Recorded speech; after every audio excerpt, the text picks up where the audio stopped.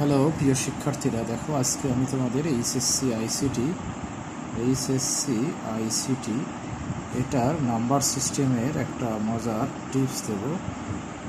Number system, এই system যদি জানো তাহলে তোমরা এই যে নন পজিশনাল নাম্বার সিস্টেম যেটা আছে, বাইনারি, তারপরে ডেসিমেল, অক্টাল, হেক্সাডেসিমেল, একটা থেকে আর একটাতে কনভার্ট করা খুব সহজ হবে।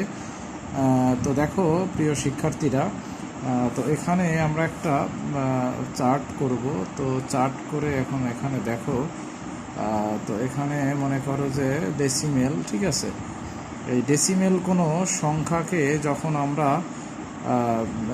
আমরা ইয়ে করব, যখন মনে করো বাইনারিতে নিব, অথবা আমরা ডেসিমেলকে মনে করো অক্টালে নিব, অথবা ডেসিমেলকে আমরা হেক্সাডেসিমেলে নিব, তখন কিসের মাধ্যমে নিব আমরা? গুণ অথবা ভাগ অথবা গুণের মাধ্যমে, ভাগ অথবা গুণের মাধ্যমে, ঠিক আছে, ভাগ অথবা গুণের মাধ্যমে। আবার এইগুলাকে যখন আমরা আবার ফের ডেসিমেলে নিয়ে যাব, অর্থাৎ বাইনারি বা অক্টাল বা হেক্সাডেসিমেলকে যখন আমরা আবার ডেসিমেল সংখ্যাতে নিয়ে যাব, তখন পিতে হচ্ছে পজিশন, আর সিতে হচ্ছে ক্যালকুলেশন, অর্থাৎ পজিশন ক্যালকুলেশনের মাধ্যমে আমরা নিয়ে যেতে পারবো। আর তারপরে আমরা যখন বাইনারি থেকে যখন অক্টালে যাব, বা অক্টাল থেকে বাইনারিতে যাব, একই কথা।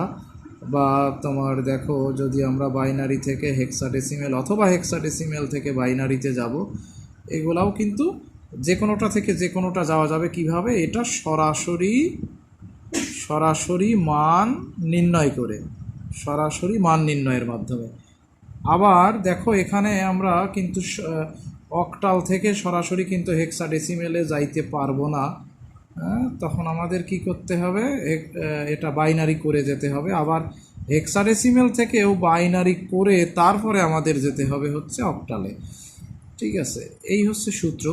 এই ডায়াগ্রামটা যদি তোমাদের মনে থাকে তাহলে আর তোমাদের আসলে কোনো ঝামেলা হবে না যখন তোমরা একটা থেকে আর একটাতে করতে যাও। আমি দেখেছি অনেক স্টুডেন্ট কি করব, প্রথম পর্যায়ে এইটা ধরাটা খুব কঠিন হয়ে যায়।